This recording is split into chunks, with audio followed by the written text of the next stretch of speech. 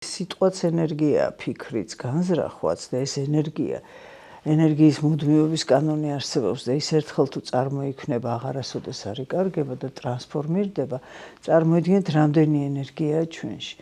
ეს თვითონ ერთი უჯრედის ცალკე არის ენერგეტიკული ქარხნები აქვს, ეს ეგრეთ წოდებული მიტოქონდრიები, თავის ტვინ შეუძლია ნათურა ანთოს, ელექტროენერგიას გამოემუშავებს და ასე რომ ჩვენ ცარიელი ენერგია და ენერგიები გვაქვს. და არის ესეთი არსებობს ენტალპია და ენტროპია შეიძლება გაგიგეთ, მაგრამ უფრო გასაგებად რო ვთქვა, არის ორი ტიპის ენერგია, ერთი არის აკუმულირებული და მეორე არის დაშლილი. რას ნიშნავს ახლა აკუმულირებული და დაშლილი?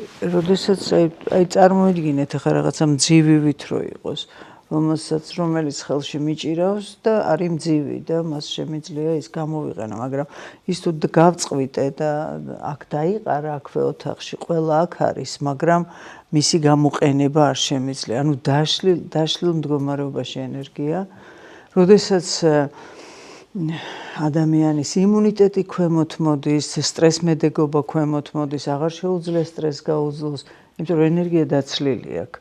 აღარ შეუძლია რომ დაავადებებს გაუძალიანდეს და ყველაფერი მისთვის შეიძლება გახდეს, რა ვიცი, ძალიან საბედისწეროც, ხო, ნებისმიერი მძაფრი ემოცია ან რაიმე მძაფრი მოვლენა მის ცხოვრებაში.